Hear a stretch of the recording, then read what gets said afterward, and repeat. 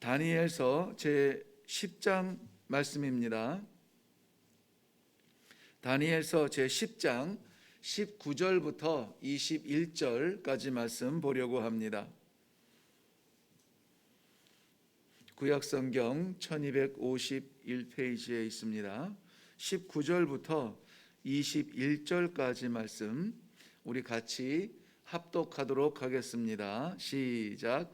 이르되 큰 은총을 받은 사람이여 두려워하지 말라. 평안하라. 강건하라. 강건하라. 그가 이같이 내게 말하매 내가 곧 힘이 나서 이르되 내 주께서 나를 강건하게 하셨사오니 말씀하옵소서. 그가 이르되 내가 어찌하여 내게 왔는지 내가 아느냐. 이제 내가 돌아가서 바사 군주와 싸우려니와 내가 나간 후에는 헬라의 군주가 이를 것이라. 오직 내가 먼저 진리의 글에 기록된 것으로 내게 보이리라. 나를 도와서 그들을 대항할 자는 너희의 군주 미가엘 뿐이니라. 아멘. 오늘 보면은 이 지구촌에 굉장한 지각 변동이 일어날 것을 보여주고 있는데요. 그 전조의 기운이 왠지 끔찍한 전쟁들이 일어나며 새로운 왕들이 일어나는 그러한 상황을 앞두고 있습니다. 그런데 그러한 가운데에서 오늘 19절 말씀과 계속 반복되고 있는 것이 뭐냐면요, 강건하라, 강건하라, 강건하게 하셨다라고 하는 것입니다. 여기 강건하다라고 하는 말과 앞으로 일어날 엄청난 전쟁 소용돌이 속에 제국들이 변하는 지각 변동과는 서로 어울리지 않지만 세상에 하나님의 질서와 섭리가 전쟁을 통하여서 새로운 나라를 일으키고 하나님의 진리의 뜻을 나타내게 하시는데, 그런데 그 안에서 너는 강건하라 하는 것입니다. 다니엘서 10장 전체를 보면은 세 가지 아주 중요한 기둥 같은 그 흐름과 말씀이 있습니다. 다니엘서 10장을 기억하실 때에, 묵상할 때에 이 세 줄기를 꼭 붙들고 나가면은 중심은 놓치지 않을 것입니다. 무엇이냐면 우리가 흔히 잘 알고 있는, 교회에서도 요즘에 교회에 따라서 진행을 하고 있죠. 새 일의 기도 들어보셨나요? 네, 그 새 일회 동안의 기도가 다니엘서 오늘 9장에서 다니엘의 결단과 금식으로 인하여서 시작되는 그 새 일의 기도가 나옵니다. 새 일의 기도를 통하여서 주시는 은총이 있습니다. 은혜가 있어요. 어제 말씀에도 제목처럼 은총을 받은 자여라고 말씀했죠. 오늘도 동일한 말씀이 오늘 본문과 또 본문 9장 10장 중반쯤에 나오게 되는데요. 기도 새 일의 동안에 금식하며 기도하는 그에게 하나님께서 은총을 베푸시는데 어떤 은총이냐? 강건한 은총이라는 것입니다. 영혼이 강건하고 심령이 강건하여서 어떠한 중에서도 흔들리지 아니하는, 하나님 앞에서는 그러한 하나님의 사람으로 설 수가 있다. 이 땅 위에서뿐만이 아니라 하나님 앞에서 설 수 있는, 그래서 오늘 영계와 이 세상계가 동일하게 등장을 하는데요. 세상의 전쟁을 이야기하면서 오직 나의 힘이 되고 나의 도움이 될 것은 미가엘 뿐이다, 이렇게 이야기하시면서 천지를 운행하시고 통치하시는 아버지의 역사를 보게 됩니다. 오늘 그 내용을 살펴보면서 세일의 기도와 또 그 가운데 베풀어 주시는 은혜가 무엇인지, 그리고 결론적으로 오늘 이 시대를 살아갈 때에 하나님께서 연약한 나에게도 이 강건함을 주사 이 험난한 세상을 믿음의 사람으로 오늘도 승리하게 하옵소서 기도하며 내려가는 이 하루가 될 수 있기를 간절히 바랍니다. 오늘 말씀 보면 다니엘은 고레스 왕 3년 정월 24일에 히데겔 강가에서 이 환상을 보게 되는데요. 다니엘이 12장까지 되어 있으므로 10장, 11장, 12장은 동일한 내용으로 설명과 또 해석이 이어지고 있습니다. 여기에서 마지막 비전을 봐요. 뭐 이런저런 비전들을 봅니다. 환상들을 보죠. 짐승의 환상도 보고 하늘의 환상도 보고 오늘 보여지는 것처럼 하늘의 인자의 환상을 보게 됩니다. 우리가 봐야 될 가장 가까운 가장 분명한 그러한 비전은 놓치지 말고 우리가 붙들어야 될 하늘의 비전은 무엇이냐? 바로 주 예수 그리스도의 십자가 비전입니다. 우리 성도 되게 한 것은 그리스도 외에는 다른 길이 없습니다. 우리가 하나님 앞에 나아간 길도 그리스도 예수 십자가의 길 외에 다른 이름을 허락해 준 적이 없으세요.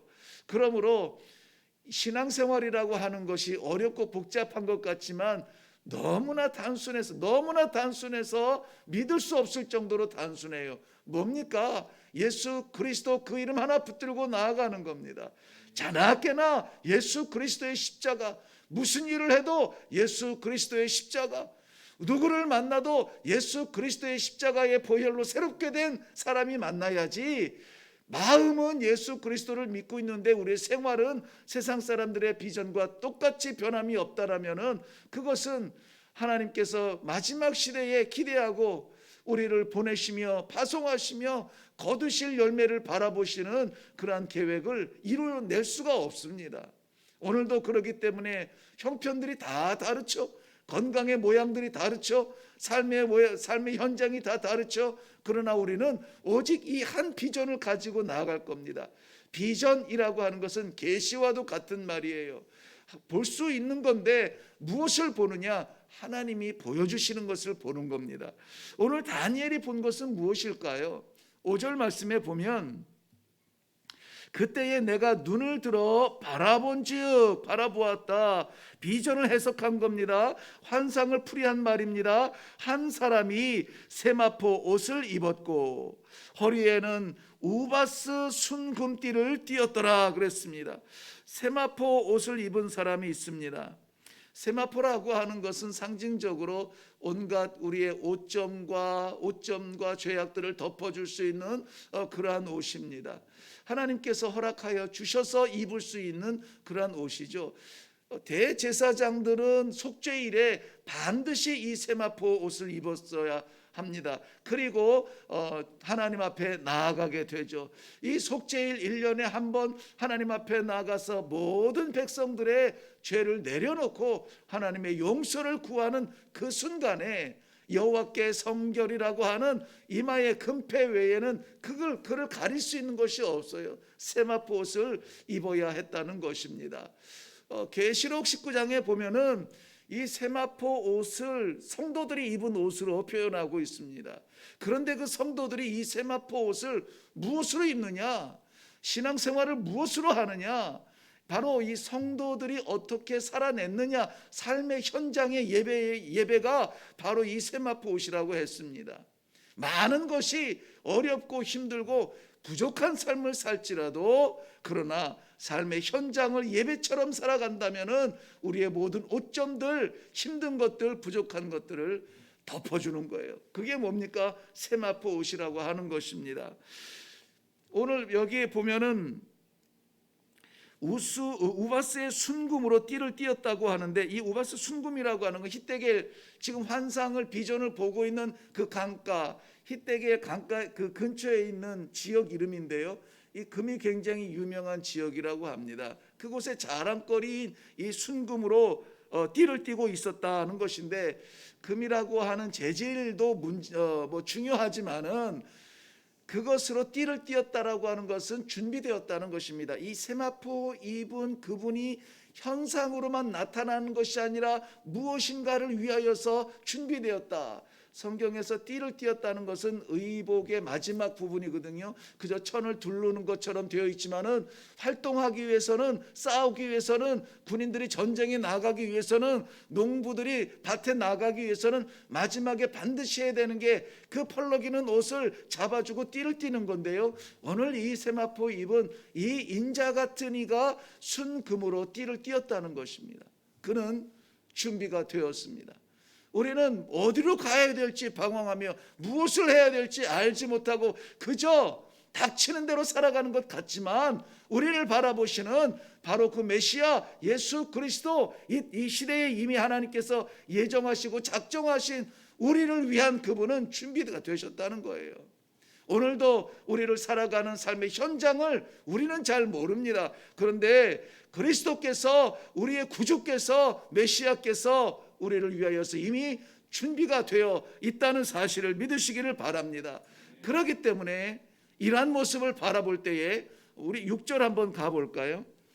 6절 보면 그의 몸은 황옥 같고 그의 얼굴은 번갯빛 같고 그의 눈은 횃불 같고 그의 팔과 발은 빛난 놋과 같고 그의 말소리는 무리의 소리와 같더라 그랬습니다. 이러한 모습이 오늘 본문뿐만이 아니라 에스겔 선지자에게 나타나셨을 때에도 에스겔서 1장에도 동일한 모습으로 보여주세요. 뿐만이 아니라 계시록 1장에서 반무섬에 있는 세례 요한에게 나타나셔서 마지막 시대에 일어날 일들에 대하여서 하나님의 메시지를 보여주는 바로 그분, 7 촛대 등잔대 사이를 다니시는 바로 그분의 모습도 오늘 바로 이 모습과 동일한 모습으로 성경에서 보여주고 있는 것입니다. 그러니 죄의 몸으로, 사람의 몸으로 하나님의 영광의 모습을 바라보니 어떻게 견딜 수가 있습니까? 다니엘은 정말 진실한 모습으로 차마 쳐다볼 수 없는 그 영광의 모습을 보고 8절과 9절에 보면 온몸에 힘이 쭉 빠졌다고 그래요. 온몸에 힘이 쭉 빠지고 9절 말씀에 보면은 그것을 죽을 것 같이, 죽는 사람처럼 그렇게 표현을 하고 있습니다. 얼굴을 땅에 대고 깊이 잠드는 것 같이 표현했지만은 그야말로 의지 없이 쓰러져서 혼절한 듯한 모습으로 이 영광의 모습 앞에 설 수밖에 없었다라고 말합니다. 그 영광이 얼마나 찬란한지 같이 있던 사람들 다 혼비백산하여서 도망하고 숨고 아무도 못 봤어요. 그런데 하나님께서 작정하신 다니엘에게 그 모습을 보여주십니다. 사도행전 9장에 보면은 사도 바울이 다메섹 도상으로 가다가 그 도상에서 예수님의 영광을 보지요. 찬란한 빛으로 바울에게 나타나서 보여주실 때에 그 빛이 너무나 찬란해서 차마 쳐다볼 수도 없는데요. 음성이 들려서 네가 왜 나를 핍박하느냐 했던 그 주님을 만납니다. 그런데 그때 다른 사람들은 깨닫지도 못하고 알지도 못하고 웅성합니다. 바울만 오직 그 음성을 들어요. 많은 사람들이 살아가고 많은 사람들이 그 앞에 서는 것 같지만은 많은 사람들이 숨고 도망하고 그 음성을 듣지도 못합니다. 그런데 오늘 이 말씀 가운데에 하나님께서 내게 주시는 말씀으로 받고 하나님께서 나를 만나 주시는 이 기도의 현장으로 우리가 믿고 우리 아버지 앞에 서서 기도한다면 우리는 놀라운 축복을 체험하게 될 것입니다. 그것이 무엇이냐면 이 힘들고 지금 노년의 다니엘을 소생시켜 주시는데요. 어떻게 소생시켜 주시냐면은 은총을 받은 자여 강건하라. 누가 그렇게 말할 수 있습니까? 다 힘들어하고 어제 저는 신방하면서 또 갑자기 그 생각이 나서 91세 되는 어르신과 그 따님이 계시는 곳을 신방을 했습니다. 그저 알고 내 모양이 이래가지고 나는 나가지도 못하고 이렇게 삽니다.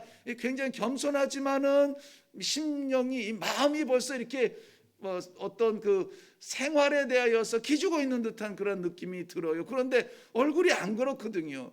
얼굴이 밝고 빛나고 그 노년이지만은 참 아름다운 모습을 가졌거든요. 그래서 생각지도 않았지만은 말씀을 나누면서 이렇게 저는 용기를 드렸습니다. 세상에서는 세월이 더해 갈수록 땅이 가까워진다고 하는데요. 우리 믿는 사람들은 세월이 더할수록 하늘이 가까워지는 사람들이에요. 그래서 우리는 자꾸 굽어지는 게 묻힐 땅을 바라본다고 하는데요, 우리는 만날 하나님을 보니 겸손하여서 수그러드는 겁니다. 이렇게 설명을 드렸어요. 좀 이런 생각이 바뀔 필요가 있지 않습니까? 세상의 질서가 아니라 하나님의 말씀의 질서대로 살아갈 수 있기를 바랍니다. 세상은 지금 다니엘에게 힘을 줄 수가 없어요. 그런데 바로 이 인자 같으신 그 영광의 분을 만나니 강건하라, 강건하라, 강건하라고 말씀하세요. 한동안 제가 우리 새벽 예배나 우리 일회교회에서 설교하면서 강조했던 날이 우리 믿음의 강심장을 좀 가지자 그랬습니다. 두려워 떨고 숨고 어떻게 될지 조마조마하고, 워낙 경제가 오르락내리락하고 막 워낙 이 환자들이 늘어나고 줄어들고 막 하니까 정신이 없어요. 정신이 없어. 도대체 성도는 어떻게 살아야 합니까? 성도는 그저 눈만 껌뻑껌뻑 하는 사람들이 아니라 이 땅 위에 하나님의 복음을 증거해야 될 사람들인데, 바로 필요한 것이 믿음의 강심장이었습니다. 오늘도 동일하게 이 다니엘에게 은총을 베푸시는 하나님께서 강건하라 말씀하시는 그 축복이 이 아침에 기도하는 우리 모든 성도들에게도 동일하게 임할 줄로 믿습니다. 사무엘상 30장에 보면 다윗이 블레셋 왕과의 전쟁, 왕과 이 어게인스트가 아니라 도우러 전쟁에 나갔다가 전쟁 속에서 네가 우리를 배반할 수 있으니까 너는 함께 참여하지 못한다. 그래서 이 블레셋 왕이 오늘 인물이 왜 이렇게 헷갈리지? 다윗에게 허락하셔서 그 동행이 살게 한 그 시글락에 돌아가게 됩니다. 그랬더니 거기에 살고 있던 재산 다 불타고 아이들과 여인들은 다 포로로 끌려가고 난리가 난 거예요. 난리가 났습니다. 그러니 남은 것 없이 불타고 있는 그 현장에서 그의 부하들은 막 분노했습니다. 당신 따라갔더니 우리가 이렇게 됐다고 막 그러면서 돌을 들어서 이 다윗을 치려고 합니다.